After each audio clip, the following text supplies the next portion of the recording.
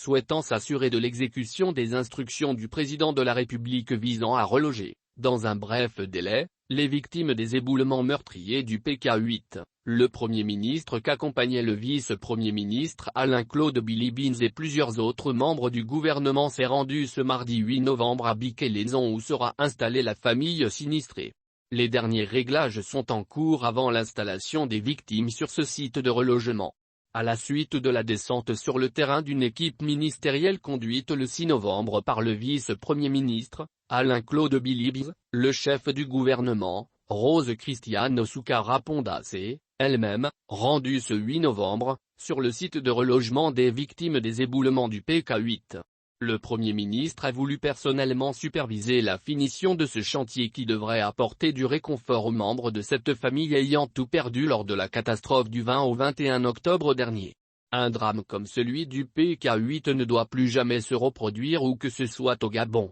laissait entendre le Premier ministre lors d'une réunion qu'elle a présidée la veille à l'immeuble du 2 décembre, consacré aux constructions dans les zones non difficandies. Elle ajoutait à cela que toutes les décisions nécessaires seront prises pour prévenir de tels drames et protéger les populations. C'est dans ce contexte qu'avec plusieurs membres du gouvernement notamment les responsables des départements de l'énergie et des ressources hydrauliques, de l'habitat et de l'urbanisme, des travaux publics, de la santé et des affaires sociales, des transports, de la formation professionnelle et des mines, Rose Christiane Souka-Raponda a effectué une visite de la finition du chantier de Bikele. Toutes les commodités sont en examen et devront être mises en place afin de faciliter la vie aux habitants de cette zone. Si au départ, 6 logements ont été identifiés pour 6 premières familles, 12 autres sont prévus pour accueillir ceux déjà menacés par d'éventuels éboulements. Dans le même temps, les agents de l'urbanisme et des travaux publics sont sur le terrain pour identifier et répertorier les sites à risque et les foyers à déplacer.